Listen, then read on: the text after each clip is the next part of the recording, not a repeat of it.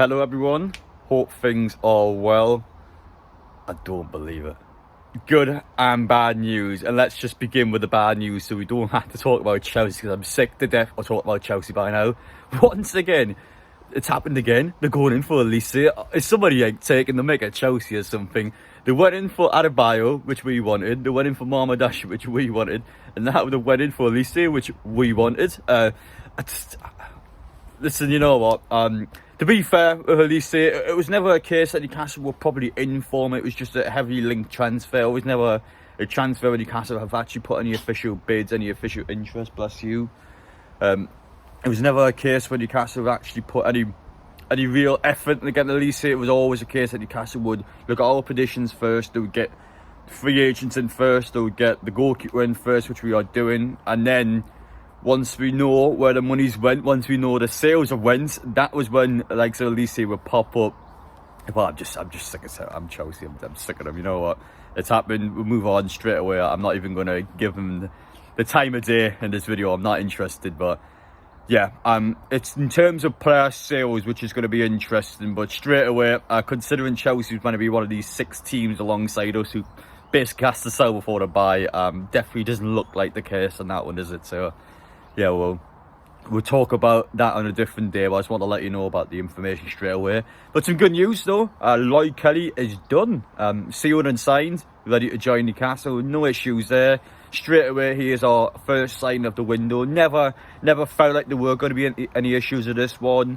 To be honest as well, I like Lloyd Kelly quite a lot now. There was a Bournemouth channel actually yesterday that basically put a video out and they went into proper detail about why Newcastle fans should be excited by Lloyd Kelly. And it's a fascinating video because I recommend you all watch that, because again, I don't watch Lloyd Kelly on a weekly basis, so I couldn't tell you everything about the guy.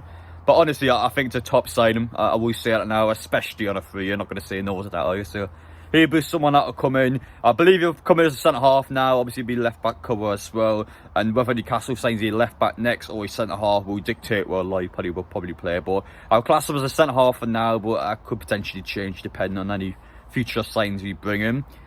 But there we are. That was the official transfer news straight away. We've still got a lot to get into, do not get me wrong, but I wanted to get those 2 out of the way first. You guys enjoy the content, make sure to get down there, hit that subscribe button, smash the like button, that's all you enjoy. We do have plenty of exciting videos coming up, and I will update you gradually as they come out, so stay tuned on the channel. I appreciate your support as always. It is good to be back in Newcastle, and it is good to be back talking about this club, even though the Euros are on Friday. It's still a bit weird, the Euros, actually, because I'm excited for it, don't get me wrong, but I'm also just more excited about Newcastle. I mean, I'm a club football guy for national team football, I have to be honest, but I'm still excited to see the Euros, but I've always got one eye on Newcastle, essentially, so yeah, I'm sure you guys are the same anyway. But listen, let's just get into the transfer news now. We have a lot of transfer news regarding players going out of the door, so listen carefully because there's quite a lot to get into.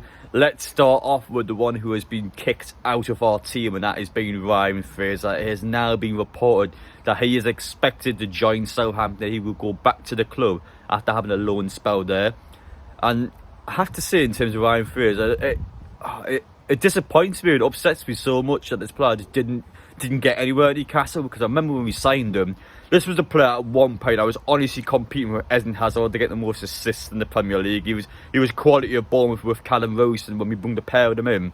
I just felt like it would work, and it just didn't work. Fraser never really clicked on, and then when Eddie Howe came in, of course, there was some bust-up or some argument that got him kicked out of the team entirely, and that was his career over at Newcastle. So it just seemed like a player that was more of a missed opportunity, despite it being a free sign. It just felt like a failed transfer. I just did it. It felt like such a player that had such potential and just didn't do it at Newcastle. So it's a shame, but we might still get some money for him, to be fair, to Southampton, or at least get some wages off the bill. So whichever one it is, I think Newcastle still benefited there.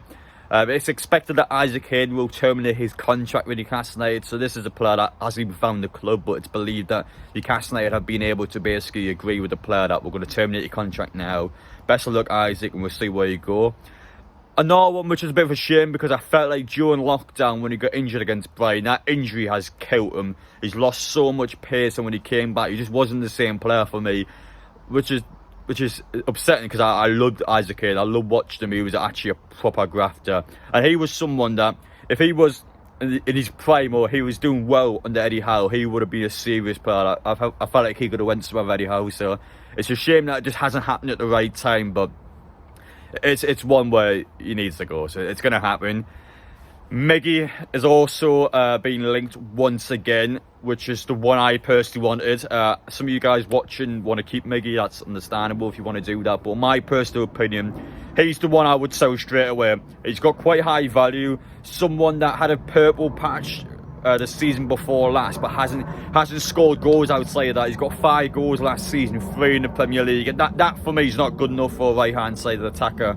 I know he hasn't played all the games, although he has been injured at times, so I would sell him now. If I'm going to be honest, I would sell him now. If we get any team £25+ million in form, I would sell him. We had an opportunity with Saudi Arabia in January. He didn't want to go to Saudi. Let's see now if any other teams from different countries come in form.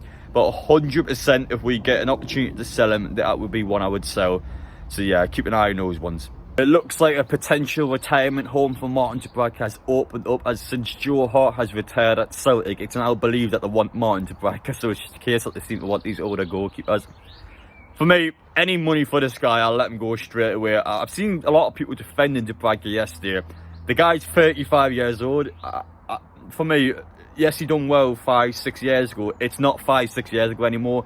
It's here, it's now, and he can have a good performance. I'm not going to pretend that he doesn't have a good performance. He did. He had some good performances for us last season, but consistently on a week-on-week basis, he's not good enough, and he had to replace him. And I would much rather have a 21-year-old James Trafford than a 35-year-old Martin Dubravka, and that's my opinion on it. And you guys are entitled to disagree with that, but we have to move on. This is a 35-year-old goalkeeper. We can't keep him. This guy needs to go somewhere else. We need to let us move on with the times. If it's £0, if it's a little bit of money, whatever it may be, just let him go to the likes of Celtic. If Celtic want him, let them have him. In terms of fresh transfer news, that was mainly it. Quite a bit did come out over the past 24 hours, but those are the main bits of information that I would take away from this video. Now, I wanted to finish things off by just explaining where Newcastle are now, what's going to happen, and just what you guys should expect for this transfer window. Now, of course, on June the 14th is when the window officially opens. Newcastle currently now, of course, can bring free agents in. So Lloyd Kelly can go up to Newcastle and do his medical now because he's a free agent. Any official signs of likes of James Trafford has to be held off until at least June the 14th. So we can get basically deals done in principle now, but they aren't allowed to travel to Newcastle, and we aren't allowed to basically get everything signed off until the window officially opens. After that, we then have until it's normally the start of September. I don't know if it closes a little bit later this year, because normally when there's a tournament on, they do tend to move the transfer windows round. So I'm not sure if it finishes later, but obviously it is normally the 1st of September. But we'll find out if that has actually changed. But the Euros are going to play a big factor in this. Of course, if players get injured at the Euros, if players perform well at the Euros, expect Newcastle to either jump in for a player or expect Newcastle to pull out on a player if they get injured. So the Euros will play a big factor in this. In terms of player sales, obviously Newcastle does need to sell. We can't deny that. We haven't sold barely anything since the takeover. So regardless of what you guys think about our teams and what you think the likes of Chelsea or whoever should be doing, we have to look at ourselves, and Newcastle does have to sell. So straight away, if we get good money in for some of these players, some of them are going to go. So we have to sell before we can properly buy. And once we sort some players, that's when you're looking at key hitters. We're talking your likes of Olise. Obviously, Olise is not going to happen, but a player his calibre way. He has a lot of experience, he's a flair player, he's someone that is going to impress you, and he's someone that the club wants. We'll go into for those sort of players probably after the Euros, I would predict. Once Newcastle starts to sell up, and once Newcastle knows exactly how much money they have at their disposal to spend, that's what I'm expecting to go for key players. So, of course, goalkeeper, centre-half is sorted. Expect one more defender, expect a striker, and expect a right-sided attacker. So those three will be the areas we're going for. I don't think we're signing more than 5, to be honest, unless there's somehow a free player in there or Newcastle are able to get a free agent from somewhere. But I don't expect any more than 5. That'll be what I'll bank on now. As for the striker, I haven't got a clue who the striker could be. Very hand-sided player. There's a couple of players you could argue like Chiesa, but again, there hasn't been any concrete transfer links on them, and these are just previous transfer links.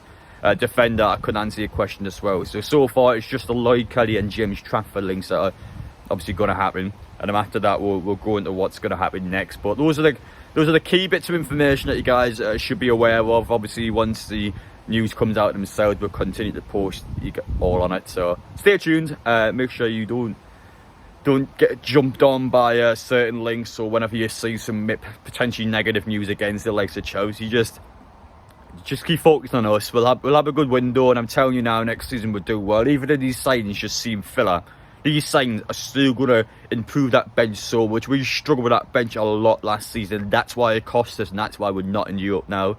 With that proper bench, and bear in mind we have less games to play now, which means less chance of injuries, we'll smash this league next season. I predict us to be challenger for the Champions League, and that's my honest opinion on it.